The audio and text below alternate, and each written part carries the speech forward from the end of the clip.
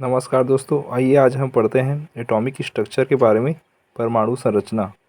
तो परमाणु संरचना को समझने से पहले हम देखते हैं कि दोस्तों आपने देखा होगा कि संसार में जितने भी चीज़ें हैं सभी चीज़ें क्या है, एक सजीव है या फिर निर्जीव। तो उसमें क्या है, जितने भी सजीव चीज़ है लिविंग थिंग्स, उसमें क्या है सबसे ज़्यादा मतलब सेल पाया जाता है। और जो नॉन लिविंग है जो निर्जीव है, निर्जीव में मतलब हमेशा एटम पाया जाता है। तो उसी हम एटम के बारे में डिस्कस करेंगे। तो एटम परमाणु क्या होता है दोस्तों आपका? परमाणु मतलब ब्रह्मांड की सबसे छोटा भाग जिसे और बांटा नहीं जा सकता। ठीक है, मतलब क्या, इसको आप देख नहीं सकते। ठीक है, इसको हम लोग एटम बोलेंगे। ठीक है, तो एटम का डिस्कवरी आप किसने किया है? डिस्कवरी डिस्कवरी आपको किया है एटम का। सबसे पहले डिस्कवरी इसका एटम का है डाल्टन। ठीक है, याद रखना दोस्तों, discovery of atom Dalton.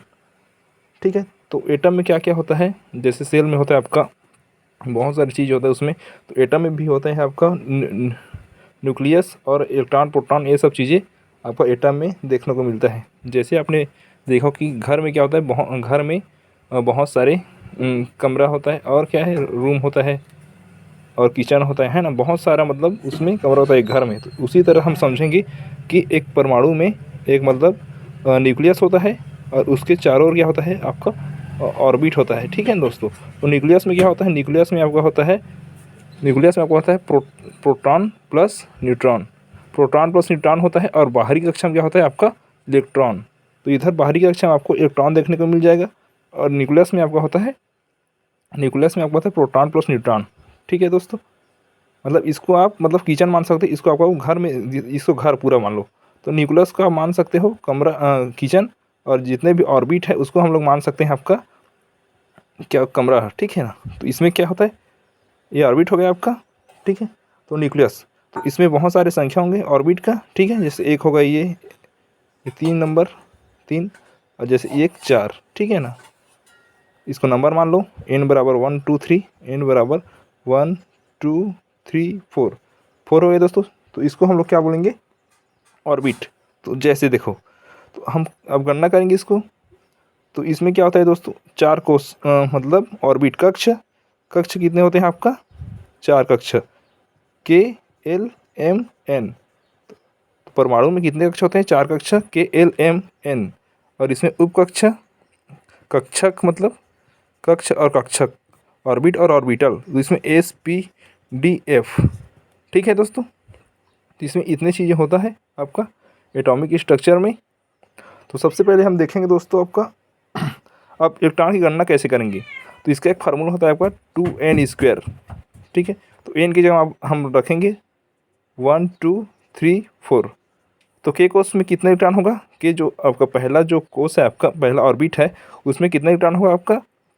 2n²। n बराबर 1 रखेंगे तो आपका 2 ही आएगा। ठीक है, के में आपका 2, एल में बराबर 2n², मतलब n² है ना। तो के 2 और n मतलब 2, 2 2 2 जा 4, 4 2 जा 8, एल में 8 होगा आपका। m बराबर 2n², n मतलब आपका 3 रखना है, 3 आपका 18 आएगा। ठीक है दोस्तों, इसको बनाएंगे तो सॉल्व करेंगे तो 3² और m, के एल एम एन, तो n बराबर होगा 2n², और n बराबर आपको रखना है 4। ठीक है, तो 4², 4 4 जा 16, 16 2 जा 32। तो आपका कोष में इलेक्ट्रॉन की संख्या कितना रहेगा एकदम? के कोष में आपका 2 इलेक्ट्रॉन, एल में आपका 8, और एम में आपका 18, और एन में आपका 32। ये आपका इतना इलेक्ट्रॉन रहेगा दोस्तों। ठीक है, ठीक है दोस्तों, इतना इलेक्ट्रॉन आपका रहेगा। एक बार और देखते हैं आपका एटॉमिक स्ट्रक्चर को। तो सबसे देखो, एटॉमिक स्ट्रक्चर में दुनिया में सबसे ज़्यादा 2 चीज़ रहेगा आपका, एक लिविंग और नॉन लिविंग, है ना। तो लिविंग में इतना देख लिए हम लोग, सेल, और नॉन लिविंग में एटम रहेगा, मतलब जिसको देख नहीं सकते, है ना। जैसे एग्जांपल कि किसी चीज़ को हम इतना मतलब, जैसे आयरन हो गया, लोहा, लोहा को जैसे हम काटेंगे तो उसको इस हद तक इतना काटेंगे कि वो मतलब बहुत छोटा छोटा हो जाए, है ना, जिसको हम लोग देख नहीं सकते। तो उसको हम लोग बोलेंगे एटम। ठीक है दोस्तों, तो उसी एटम के बारे में हम लोग चर्चा, एटम में मतलब क्या क्या पाया जाता है। ठीक है, तो एटम में आपको इलेक्ट्रॉन, न्यूट्रॉन, प्रोटॉन, ये सब मतलब पाया जाता है, उसको उसके बारे में हम लोग देखेंगे, है ना। अब इसको डिस्कवरी के बारे में देखेंगे, इसको डिस्कवरी किसने किया, है ना। तो डिस्कवरी के बारे में देखते हैं दोस्तों। ठीक है। तो डिस्कवरी याद रखने के लिए आप याद रखेंगे यहाँ पर डिस्कवरी है ना, तो डिस्कवरी ऑफ इलेक्ट्रॉन, प्रोटॉन और न्यूट्रॉन, ठीक है। तो इसका एक ट्रिक है दोस्तों याद करने का, ईंट पर नाच, ईंट पर नाच। तो ई मतलब होता है दोस्तों आपको इलेक्ट्रॉन, और टी मतलब होता है थॉमसन, जे थॉमसन, थॉमसन से याद रखना, जे थॉमसन है ना। तो इसका खोज सन भी याद रखना दोस्तों, इसका सन है आपका 1897 है ना, इसका 1897। और इट पर मतलब होता है, पी से आता है आपका प्रोटॉन, आर मतलब होता है रदरफोर्ड, रदरफोर्ड, याद रखना रदरफोर्ड। तो इसकी खोज किसने किया, कब किया, रदरफोर्ड ने 1886 है दोस्तों, ठीक है। पी और नाच, नाच एन मतलब न्यूट्रॉन, और चा मतलब चैडविक, ठीक है। इसका खोज चैडविक है ना, तो न्यूट्रॉन का खोज किया चैडविक ने। इसका सन क्या है आपका 1932, इस सन हमने खोज किया दोस्तों, ठीक है। तो हम लोग देख लिया discovery of electron, proton, neutron, ठीक है ना। इलेक्ट्रॉन, प्रोटॉन, न्यूट्रॉन का खोज हम लोग देख लिया। इलेक्ट्रॉन का किया जे थॉमसन ने, और प्रोटॉन किया रदरफोर्ड, और न्यूट्रॉन का चैडविक ने, है ना। इतना हो गया दोस्तों। तो अब देखते हैं हम लोग, तो देखो दोस्तों अब इसको हम शो करेंगे इसमें इलेक्ट्रॉन, जैसे किसी भी एलिमेंट हो गया, कोई भी धातु है ना, उसका मतलब आपको इलेक्ट्रॉन, प्रोटॉन कैसे शो करेंगे हम लोग। जैसे कोई मतलब कोई भी तत्व है ना, उसमें उसमें होता है एक परमाणु क्रमांक, और एक होता है आपका परमाणु भार, है ना। तो परमाणु क्रमांक को नीचे लिखेंगे और परमाणु भारों को ऊपर लिखते हैं ना, ठीक है। अब देखते हैं हम लोग कि परमाणु क्रमांक क्या होते हैं दोस्तों। परमाणु क्रमांक को जेड से शो करेंगे, ठीक है। परमाणु क्रमांक जेड हो गया, और आपका जेड मतलब परमाणु क्रमांक,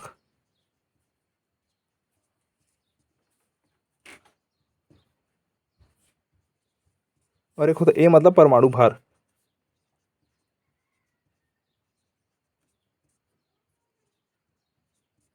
परमाणु भार हो गया दोस्तों, ए मतलब परमाणु भार।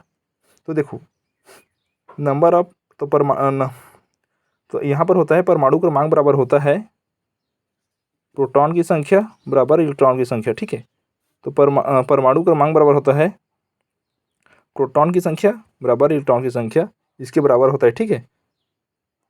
अब ठीक है, अब परमाणु भार बराबर देखते हैं दोस्तों। परमाणु भार में क्या होगा, तो इसमें टोटल आपका भार निकल जाएगा प्रोटॉन प्लस न्यूट्रॉन, परमाणु भार बराबर प्रोटॉन प्लस न्यूट्रॉन, ये रहेगा आपका, ठीक है।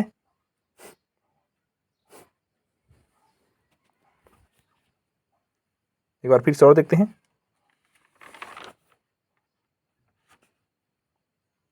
अब यहाँ पर देखिए दोस्तों, प्रोटॉन की संख्या निकल गई ना, परमाणु क्रमांक जितना परमाणु क्रमांक हो उतना प्रोटॉन की संख्या होगा। अब हमें निकालना है न्यूट्रॉनों की संख्या। न्यूट्रॉन की संख्या बराबर होता है परमाणु भार माइनस परमाणु क्रमांक। इसमें देखो न्यूट्रॉन की संख्या के लिए हम लोग क्या करेंगे, न्यूट्रॉन की संख्या के लिए हम करेंगे, परमाणु भार क्या है आपका ए, और परमाणु क्रमांक आपका जेड, तो ए माइनस जेड, ठीक है, ये आपका होगा। तो देखो अब इलेक्ट्रॉनिक विन्यास कैसे करना है दोस्तों, तो हम सीखेंगे इलेक्ट्रॉनिक विन्यास के बारे में, है ना। तो सबसे पहले थोड़ा सा रुकिए, इलेक्ट्रॉनिक विन्यास सीखते हैं हम लोग।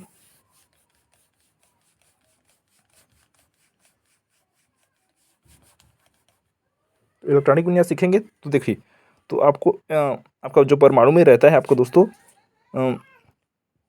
4 ऑर्बिट रहता है आपका के एल एम एन, है ना। और क्या होता है 4 आपका उपकक्षक एस पी डी एफ, ठीक है। तो परमाणु का जो भरने का क्रम है, इसमें कितना के में होता है आपका 2, 8, 18 और 32, ठीक है। तो इतना आपका इलेक्ट्रॉन होता है दोस्तों, 2, 8, 18, 32, ठीक है। तो इसमें हम लोग देखेंगे, अब एस में होता है आपका 2, पी में इसमें होता है आपका 2, 6 एस 2, 6, और इसमें होगा आपका 2, 6, 10, और इसमें होगा 2, 6, 10, और इसमें रहेगा आपका 14, है ना। इतने इलेक्ट्रॉन आपको रहेगा दोस्तों, ठीक है। S S P S P D S P D F, ठीक है, इतना इलेक्ट्रॉन आपका रहेगा। ठीक है ना। आप कैसे भरते हैं देखिए, कक्ष हो गए और कक्षक, है ना।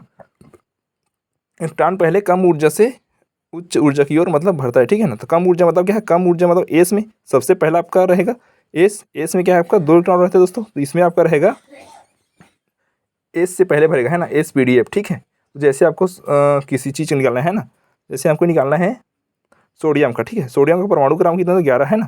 तो ये भरेगा आपका 1:2 2:2 2:2 2p6 और 6 4 कितना 10 हो गया, और 3s आपका 1 हो गया, है ना। तो ये कितना होगा आपका 1:2 2:2 2p6 3s 1, है ना।